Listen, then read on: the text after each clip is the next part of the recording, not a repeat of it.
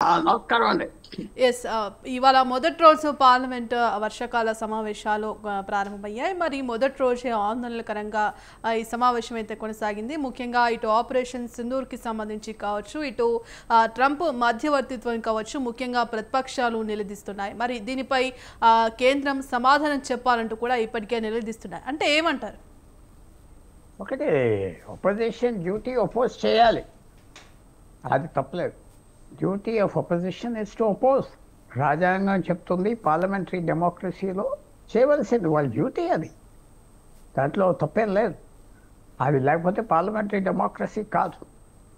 ఒకటి, American democracy ఒకలాగా ఉంటుంది, చైనీస్ డెమోక్రసీ 2400 మంది ఎంపీలు ఉంటారు, 14 రోజులు మీట్ అవుతారు, అంతే సంవత్సరానికి. ప్రశ్నలు ఉండవు, పాడు ఉండదు. ఇక్కడ మన దేశంలో తప్పు లేదు, పూర్తిగా అపోజ్ చేయాలి. ఏదైనా చెప్పాలి, వాళ్ళు అపోజ్ చేయాలి. చేస్తూ ఉంటేనే గవర్నమెంట్ కొద్దిగా కేర్ఫుల్గా ఉంటుంది, అలర్ట్గా ఉంటుంది, లైన్ దాటం. అది దాంట్లో తప్పు లేదు. వాళ్ళు ఇష్టం వచ్చిన ప్రశ్నలు అడగవచ్చు, ఇష్టం వచ్చిన ఇష్యూస్ రేజ్ చేయొచ్చు, దాంట్లో తప్పులేదు. రెండోది ఏంటంటే, నేను చాలా హ్యాపీగా ఉన్నాను ఈవేళ. డొనాల్డ్ ట్రంప్కి ఇంత, ఆయన వర్డ్కి ఇంత క్రెడిబిలిటీ అందరూ ఇస్తున్నారంటే అది చాలా మంచిది. నేను ఎప్పుడూ డొనాల్డ్ ట్రంప్ అడ్మైరర్ పర్సనల్గా. ఎందుకంటే ఆయన రాజకీయంలో లేని వ్యక్తి ప్రెసిడెంట్ అవ్వాడు. ప్రెసిడెంట్ అవ్వాక ఆయన ఇష్టం వచ్చిన లైన్ మీద ఆయన వెళ్తూ ఉంటాడు. సడన్గా మార్చేసుకుంటాడు, సడన్గా చేస్తాడు. సామాన్యమైన రాష్ట్రపతులు, ప్రైమ్ మినిస్టర్ లాగా ఫైళ్ళు, ఆఫీసర్లు ఈ చెత్త ఏం పెట్టుకోడు, 5-6 టీవీ సెట్లు ఉంటాయి, చూస్తూ ఉంటాడు, దాని మీద యాక్షన్ తీసేసుకుంటాడు, చేస్తాడు. సో ఈవేళ గుడ్ థింగ్ ఏమిటంటే, డొనాల్డ్ ట్రంప్ మాటకి అంత క్రెడిబిలిటీ మన మిత్రులు లేకపోతే గవర్నమెంటు ఆపోజిషన్ ఇస్తున్నారంటే అది రేపు కూడా ఆయనకు ఆ క్రెడిబిలిటీ ఉండాలి. రేపు ఎలా మాట్లాడతాడు ఎవరు చెప్పలేం కదా. ఎస్. మరి పుల్లారావు గారు, మరి ఇప్పటికే ఆపరేషన్కి సంబంధించి, సింధూర్కి సంబంధించి చర్చ కావచ్చు, అలాగే ట్రంప్ మధ్యవర్తిత్వం వహించారు కాబట్టి ఈ దాడులు అనేవి ఆగే అంటున్నారు. మరి ఇది నిజంగానే వాస్తవం అంటారా? నేను అలా ఒప్పుకోను. ట్రంప్ అన్నాడు లేకపోతే నిజం, ట్రంప్ అనలేదు, అబద్ధం అని. ట్రంప్ ఆయన ఇష్టం వచ్చేది మాట్లాడతాడు. ట్రంప్ ఏమన్నాడు మొదటి టర్మ్లో 4 సంవత్సరాలు? ఆయన అన్న మాటలు నేను రిపీట్ చేయలేను. ఏమన్నాడు? కొన్ని దేశాల మీద ఎలా పడ్డాడు? మొన్న చక్కగా ఇరాన్ని బాంబు వేసి బయటికి పంపించేశాడు.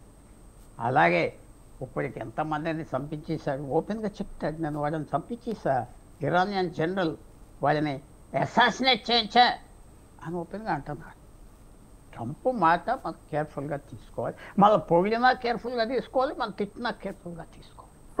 ట్రంప్ నోబెల్ ప్రైజ్ కావాలి, నాకు కావాలి, అందరికీ కావాలి. ఆయన నాకు నోబెల్ ప్రైజ్ ఇవ్వాలి అంటున్నాడు. అందరూ వింటున్నారు, ఇస్తారు కూడా. ఎందుకంటే అందరూ నాటోలో భయపడిపోతున్నారు. వీరికి ఇవ్వకపోతే ఏదో చేస్తాడని పొగిడి పొగిడి పొగిడి ఇస్తారు, తీసుకుంటారు. ట్రంప్ ఆయన మాట అలా ఉంటాడు. భారతదేశాన్ని పొగుడతాడు, భారతదేశాన్ని తిడతాడు, పాకిస్తాన్ పొగుడతాడు, మళ్ళీ పనికిరాని దేశం, మోసగాళ్ళు, Osama bin Laden military base మీద కూర్చోబెట్టి 5 సంవత్సరాలు తిన్నారు, దొంగలు, ద్రోహులు అంటాడు. అది నిజమా? నిజం కాదు. సో ట్రంప్ మాటకి నేను వాల్యూ ఇవ్వను. మన సిస్టమ్ ఏంటంటే, సిస్టమ్ ప్రకారంగా చేశారు. వాళ్ళ డీజీఎంఓ ఎవరు చెప్పారు? భారతదేశానికి కూడా చాలా మంచిది అవ్వింది. మన పడకుర్చి వీరులు యుద్ధం చేసేయాలి, కాశ్మీర్ ఆక్యుపైడ్కి వెళ్ళిపోలేవు, అవి చేయలేము. 2 రోజుల యుద్ధం, 3 రోజుల యుద్ధంతో అయిపోతాం. భారతదేశానికి చాలా మంచిది. ఆ బురదలో రష్యా దొరికినట్టుగా మనం దొరకకూడదు. చేసుకున్నాం, లిమిటెడ్గా బయటకు వచ్చేసాం. దానికి అమెరికా మాట విన్నామా? వాళ్ళు చెప్పింది విన్నామా? అమెరికా ఇవాళ ఉన్న అగ్రపవర్ ఒకటి, చైనా కాదే. చైనాకి హమాస్, ఇజ్రాయెల్తో సంబంధం ఉన్నది, వాళ్ళని రెచ్చగొట్టారు. హూతీలను రెచ్చగొట్టారు, ఇరాన్ రెచ్చగొట్టారు.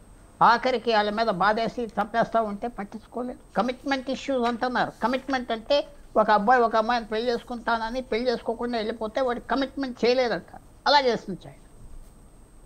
సో మనకి ఉన్న సూపర్ పవర్ ఓకే. ఆయన తిట్టండి అని ఎందుకు తిట్టాలి? ట్రంప్ని తిరిగి తిడతాడు.